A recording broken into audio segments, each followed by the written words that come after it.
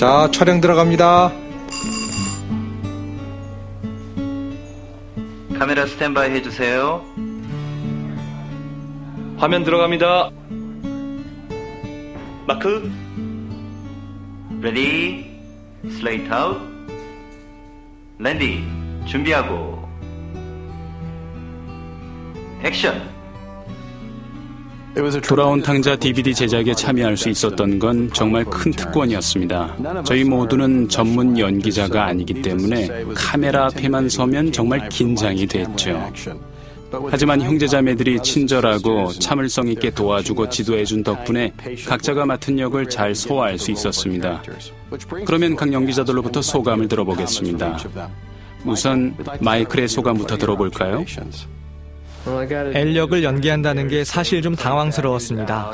악역에 맞는 말이나 행동을 한다는 게 쉽지 않았어요. 제 생활과는 완전히 다르게 말이죠. 엘이 특히 나쁜 건 그가 데이빗을 빗나가게 하려는 세상 사람이 아니라 그리스도인이면서도 전혀 배운 대로 하지 않았다는 거죠. 그래서 전 이 역을 맡으면 사람들이 절 나쁘게 보지 않을까 하고 걱정을 했어요. 하지만 한 형제가 열왕기 첫째 22장에서 어떻게 여호와의 천사가 기만하는 형 역할을 했는지 말해줬죠. 여호와께서는 그 천사를 사용해서 아합 왕을 속였고 그 일은 모두에게 교훈이 되었죠. 그러니까 여호와께서 그 역할을 승인하신 거죠. 엘은 우리에게 어떤 경고가 될까요? 어떤 사람들의 죄는 나중에 나타나게 된다는 디모데 첫째 5장 24절이 생각나네요. 그러니까 엘은 유다처럼 처음에는 여호와의 숭배자였지만 시간이 흐르면서 영적으로 부패됐죠. 오늘날 회중에도 처음에는 괜찮았지만 시간이 흐르면서 이중 생활을 하고 영적으로 부패해서 나쁜 교제의 대상이 되는 사람들이 있을 수 있죠. 그래서 회중 내에서도 교제를 조심하는 것이 중요한 것 같습니다. 잘 들었어요. 아주 좋은 점이네요. 해나와 배선이는 어땠나요? 어떤 때엔 겉만 보곤 증인인지 아닌지 구분하기 어려울 때가 있어요. 예를 들어 배선이와 제가 연기한 두 사람은 재미있고 사교적이고 열심히 일하는 사람이죠. 옷 입는 것도 단정하고 정숙하고요. 그래서 언뜻 보기에는 비비안과 테일러가 증인들과 별 차이가 없어 보일 수도 있어요. 바로 그런 이유로 두 사람 같은 직장 동료들에게 쉽게 경계심을 풀게 될 수 있는 것 같아요. 어쨌든 두 사람은 여호와를 섬기지도 사랑하지도 않죠. 그분의 높은 도덕 표준을 지키지도 않고요. 무엇이 데이빗에게 유익한지는 관심조차 없었죠. 정말 그런 것 같아요. 직장 동료 중에는 옷차림이 선정적이거나 생활 태도나 말하는 방식이 분명히 세상적인 사람들이 있어요. 그런 경우 그리스도인 양심 때문에 그들이 나쁜 교제의 대상이라는 걸 쉽게 알 수 있어서 그들과 함께 시간을 보내지 않죠. 하지만 옷도 품위 있게 입고 성격도 괜찮아서 회중의 형제 자매들과 별로 차이가 없어 보이면 그땐 위험할 수 있어요. 데이빗과 테일러의 경우처럼 점점 친해질 수 있는 거죠. 두 사람은 함께 보내는 시간이 많아질수록 생각과 감정을 터놓게 되었고 결국 데이빗은 문제를 겪게 됐죠. 여호와의 사랑 안에 머물려면 이런 면에서 얼마나 조심해야 하는지 그리고 사탄의 덫이 얼마나 교묘한지 잘 알 수 있어요. 유익한 점이네요. 괜찮아 보이는 사람도 성서 원칙에 따라 살지 않으면 나쁜 교제가 될 수 있군요. 그럼 앤드루, 비유에 나오는 형에게서 어떤 교훈을 얻을 수 있을까요? 형과 동생 모두 단점이 있었어요. 보통은 탕자의 단점만을 생각하기가 쉽죠. 재산을 탕진했고 한동안 영성에는 신경도 안 썼으니까요. 하지만 형은 다른 면으로 결점이 있었어요. 충실히 옳은 일을 했지만 독선적이 되었죠. 비유와 비디오 모두 형은 동생의 진정한 회개에 올바른 반응을 나타내지 않았어요. 자비롭지 않고 완고했죠. 작업실에서 소리치며 싸운 것도 바로 그런 이유였어요. 동생이 늦게 집에 왔을 때도 계속 동생을 건드려서 결국 화를 터뜨리겠죠.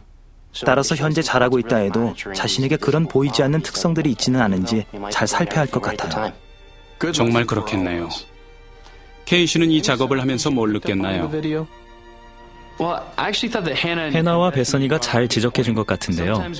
친구들이나 증인이 아닌 직장 동료가 회중 성원들보다 더 재밌다거나 최소한 더 나쁘지는 않다고 생각하는 경우가 있죠. 하지만 그 사람들의 실제 도덕관이나 표준은 겉으로 보이는 행동과는 많이 다를 수 있어요. 그래서 그런 교제는 매우 위험할 수 있죠. 비유에서 탕자는 재산을 탕진했고 창녀들과 어울렸고 심지어 돼지의 음식을 먹기도 했죠. 말 그대로 인생 전체가 영향을 받아 점점 구렁텅이로 빠져든 거죠. 비디오에 나온 데이빗도 마찬가지였어요. 태도가 완전히 바뀌는 모습을 볼 수 있었죠. 가족을 대하는 것도 그랬고 도덕 표준도 지키지 못했어요. 아주 사소한 부면에서도 달라졌죠. 집에 있을 때는 옷도 잘 걸고 방도 정돈되어 있었지만 나가서 살 때는 그런 습관도 없어졌어요. 나쁜 교제가 데이빗의 삶의 모든 부면에 영향을 준 것이죠. 데이빗에 대해 더 말할 게 있나요? 재밌는 건 데이빗이 돈도 다 쓰고 직장도 잃고 차도 망가지고 유치장까지 갔다 와서도 자신을 사랑하는 가족에게 가서 도움을 얻으려고 한 게 아니라 믿지 않는 직장 동료에게 갔다는 거예요. 그래서 정말 큰 문제가 벌어졌죠. 결국 하느님의 법을 심각하게 범한 뒤에야 양심이 움직여서 가족에게 돌아왔어요. 이걸 보면서 먼저 가족의 도움을 구해야 한다는 걸 느꼈어요. 가족은 여호와께서 우리를 위해 해주신 마련이고 따라서 우리가 도움을 구해야 할 것이죠. 데이빗 역을 맡은 게 개인적으로는 어땠나요? 세상의 영향에 굴복하는 게 얼마나 해로운지, 그리고 관련된 모든 사람들이 얼마나 큰 상처를 받을 수 있는지 생각해보게 됐어요.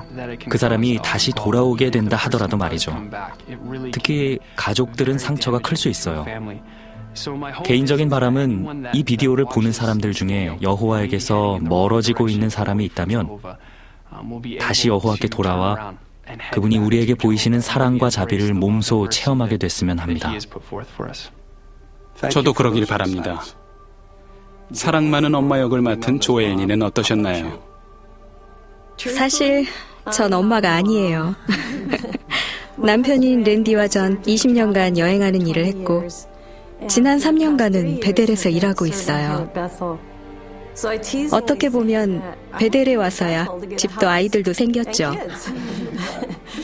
엄마 역을 해보니까 집안에 갈등이 있을 때, 특히 자녀가 여호와와 진리를 떠나기로 결정했을 때 부모가 느끼는 온갖 감정들에 대해 깊이 생각해 볼 기회가 생겼어요.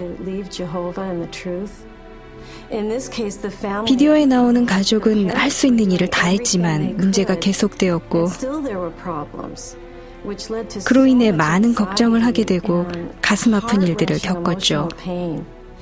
자녀가 나쁜 행실을 하거나 잘못된 선택을 할 때에도 회중 내에서 계속 충성스럽게 여호와를 섬기고 영적인 일과를 유지하는 부모들이 정말 존경스럽게 느껴져요. 그러한 상황에서도 부모들이 인내할 수 있는 건 바로 여호와와 누리는 친밀한 관계 때문이죠.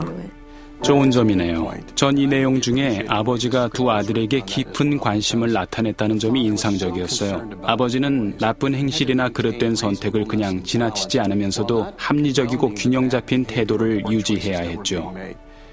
데이빗에게 조언을 베풀고 아내를 위로하고 제임스를 칭찬하고 다독여줬죠. 그처럼 일들이 생각대로 되지 않는 쉽지 않은 상황에서도 평정심을 잃지 않고 좋은 판단을 내리고 공정함을 보여야 하는 그리스도인 아버지들을 칭찬하고 싶습니다. 정말이지 가족 때문에 실망할 만한 그 어떤 일을 겪게 되더라도 기억해야 할 것은 느헤미야 8장 10절의 중요한 말씀, 여호와의 기쁨이 우리의 성체라는 말씀이죠. 영적으로 어려움을 겪거나 진리에서 멀어지고 있는 분이 계시다면 베드로 첫째 2장 25절의 이 말씀을 꼭 해드리고 싶습니다. 여러분의 영혼의 목자이며 감독자이신 분에게로 돌아오십시오.